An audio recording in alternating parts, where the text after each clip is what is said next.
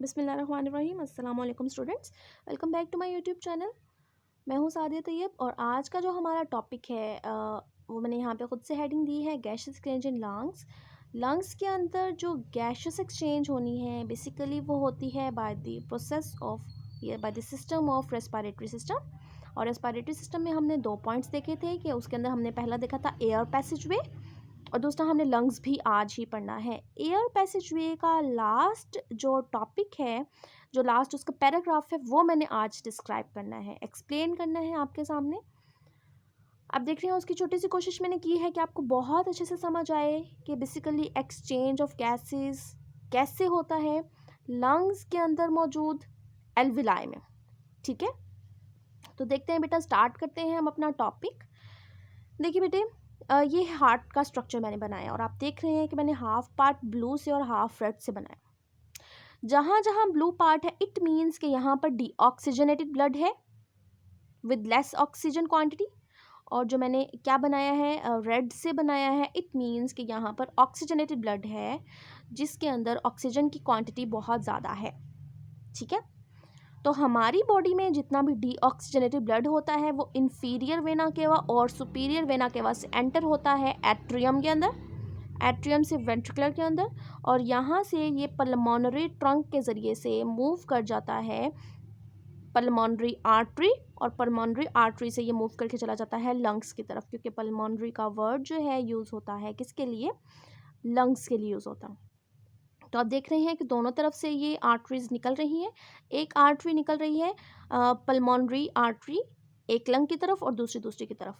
अब यहाँ पे आप देखें, आपको नज़र आ रहा है ये है राइट पल्मोनरी आर्टरी जो कि राइट लंग की तरफ जाएगी, और ये है लेफ्ट पल्मोनरी आर्टरी और ये कहाँ जाएगी, लेफ्ट लंग की तरफ जाएगी। अब यहाँ पे एक कंसेप्ट बहुत इंपॉर्टेंट है कि देखिए, आपने पढ़ा हुआ 9th क्लास में कि जो आर्टरीज होती हैं, आर्टरीज के अंदर होता है ऑक्सीजनेटेड ब्लड। ये वाहिद आर्टरी है जिसके अंदर डीऑक्सीजनेटेड ब्लड है। आर्टरीज जाती हैं मूव करके कहाँ, बॉडी के पार्ट्स की तरफ, यानी कि ये हार्ट से निकलती हैं, ठीक है, away from heart and toward body parts. तो हार्ट से निकल के बॉडी की तरफ जाती हैं। जब बॉडी की तरफ जा रही है इसका ये मतलब है कि ये बॉडी को ऑक्सीजन प्रोवाइड करने जा रही हैं। लेकिन in case of pulmonary artery इसके अंदर डीऑक्सीजनेटेड ब्लड होगा, और वो क्यों होगा, क्योंकि ये जाएंगी लंग्स की तरफ ऑक्सीजन लेने के लिए। तो right pulmonary artery moves towards the right lung and left pulmonary artery moves towards the left lung. तो यहाँ पे जाके क्या होगा, ठीक है, वो आर्टरी जो होगी, ये आर्टरी बेटा, अब देखिए यहाँ पे मैंने 2 लंग्स बनाए हैं। तो ट्रैकिया, ट्रैकिया के बाद ब्रोंकाई आता है, ब्रोंकाई के बाद मजीद ब्रोंक्यूल्स, और ये सारा स्ट्रक्चर मैं बता चुकी हूँ। यहाँ पे मैंने सिर्फ एल्वेलाई को जो है वो बड़ा करके आपको दिखाया है, सैक लाइक एल्वेलाई को। तो बेटे क्या है कि वो जो भी आर्टरी थी, ठीक है, वो आर्टरी, ठीक है, अब मैं ब्लू से ही बनाऊँ आपको शो करने के लिए कि ये आर्टरी है, ये आर्टरी आई, ये टूटी मज़ीद आर्टरियोल्स में, और आर्टरियोल्स में टूट के ये मज़ीद कैपलरीज़ में टूट गई। कैपलरीज़ में टूट के किसके ऊपर मौजूद है, एल्विलाई के ऊपर। तो एल्विलाई के ऊपर पूरा का पूरा नेटवर्क होता है कैपलरीज़ का। वो कैपलरीज़ पतली है और उन कैपलरीज़ के अंदर मौजूद है, क्या मौजूद है, उसके अंदर मौजूद है ऑक्सीजन कम है और कार्बन डाइऑक्साइड ज़्यादा है। ठीक है, तो आप देखें कि ये लंग की एल्विलाई के अंदर ऑक्सीजन ज़्यादा, और ये जो बाहर जो भी आर्टरी आई है इस आर्टरी के अंदर ऑक्सीजन कम है।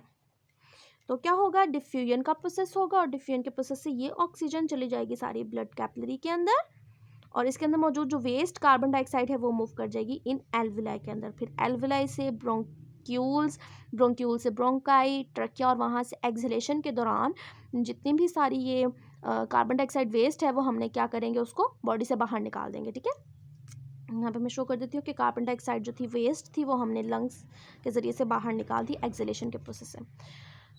तो बेटा इस तरह से जो है क्या होता है, ये एक्सचेंज होने के बाद वापस क्या होगा, वो अब जो है ना यहाँ से निकल के वेन निकलेगी, वेन, और वो वेन निकलेगी और वो यहाँ से एंटर होगी इधर, ठीक है, मूव कर जाएगी यहाँ से इस एट्रियम के अंदर, लेफ्ट एट्रियम के अंदर।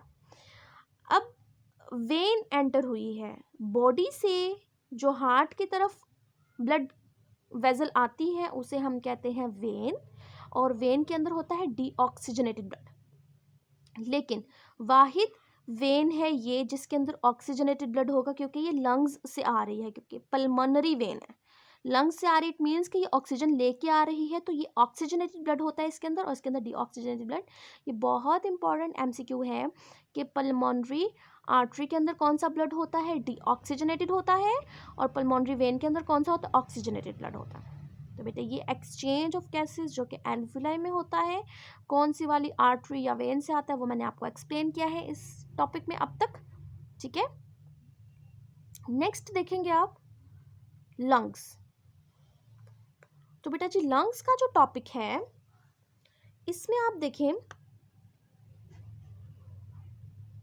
कि lungs pair of lung present होता है। ठीक है, अब पेयर ऑफ लंग कहाँ प्रेजेंट है, थोरेसिक कैविटी में, चेस्ट कैविटी में, हमारे सीने वाली जो कैविटी है वहाँ।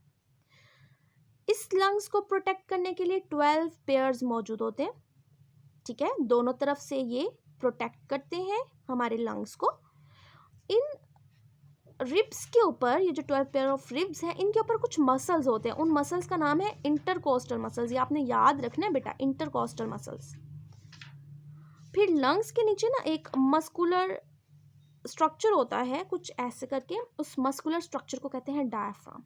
इंपॉर्टेंट डेफिनेशन है, डायफ्राम क्या होता है, is the muscular structure present between the thoracic cavity and thoracic cavity और एब्डोमिनल कैविटी। ठीक है, इन दोनों में सेपरेशन करता है, और कैसा होता है, डोम शेप होता है।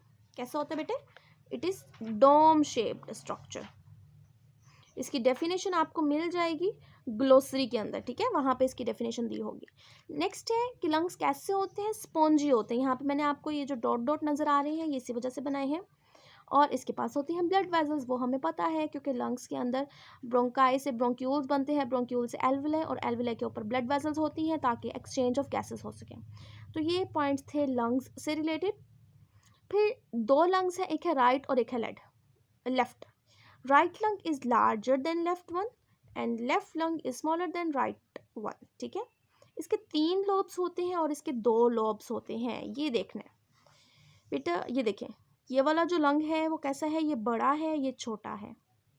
ठीक है, और क्या है, इसके 3 लोब्स होते हैं और इसके 2 लोब्स होते हैं, कि अगर हम इसको सेपरेट करें ना तो हमें 3 पार्ट्स, मतलब एग्जैक्ट हमें 3 पार्ट्स नजर आएंगे इसके। ठीक है, लंग्स के बाहर 2 मेम्ब्रेन्स होती हैं, अंदर वाली को कहते हैं इनर प्लूरल मेम्ब्रेन और बाहर वाली को कहते हैं आउटर प्लूरल मेम्ब्रेन। ये 2 मेम्ब्रेन्स क्या काम करते हैं बेटा, देखें कि हम सो रहे हों, जाग रहे हों, कुछ भी कर रहे हों, हमारे लंग्स हर वक्त ब्रीदिंग करते हैं। ठीक है, एक्सहेलेशन और इनहेलेशन का काम करते हैं, जिसके नतीजे में एक्सपैंड होते हैं, कॉन्ट्रैक्ट होते हैं। उस दौरान में लंग्स की बाकी ऑर्गन्स के साथ फ्रिक्शन कॉज ना हो, उससे बचने के लिए ये 2 मेम्ब्रेन्स हैं, और इन मेम्ब्रेन के अंदर फिर फ्लूइड पाया जाता है, और वह फ्लूइड लुब्रिकेशन का काम करता है। बिल्कुल वैसे ही जैसे आपने 9th क्लास में पढ़ा था कि हार्ट के बाहर भी जो है पेरिकार्डियम होती है, और पेरिकार्डियम के अंदर फ्लूइड होता है। ठीक है, ताकि वो लुब्रिकेशन प्रोवाइड करते हैं और फ्रिक्शन से रोकता है। तो बेटे जो आज का हमारा टॉपिक था, सिंपल सा टॉपिक था, जिसमें हमने देखा है कि एल्विलाई के अंदर कौन सी वाली वेन आती है, कौन सी वाली आर्टरी वापस जाती है, समथिंग ये सारी बातें हमने पढ़ी। ठीक है, कि कौन सी है पल्मोनरी आर्टरी आएगी ब्लड लेके और पल्मोनरी वेन वापस चली जाएगी, ये हमने देखा है। फिर कौन सा लंग बड़ा है, कौन सा छोटा है, किसके कितने लोब्स हैं, इंपॉर्टेंट एमसीक्यू है। फिर इंटरकोस्टल मसल्स क्या होते हैं, रिब्स के कितने पेयर्स होते हैं, ये सारी बातें हमने पढ़ी हैं। तो आज का हमारा टॉपिक कंप्लीट होता है। इंशाल्लाह फिर नेक्स्ट वीडियो में हाजिर होंगी नेक्स्ट टॉपिक के साथ। आपको वीडियो पसंद आ जाती है तो बेटा लाइक करना बिल्कुल भी मत भूलिएगा, अपने फ्रेंड्स के साथ शेयर करें, अपने क्लासमेट्स के साथ शेयर करें। ठीक है, और चैनल पे नहीं है तो सब्सक्राइब कर दें। थैंक यू वेरी मच, अल्लाह हाफिज़।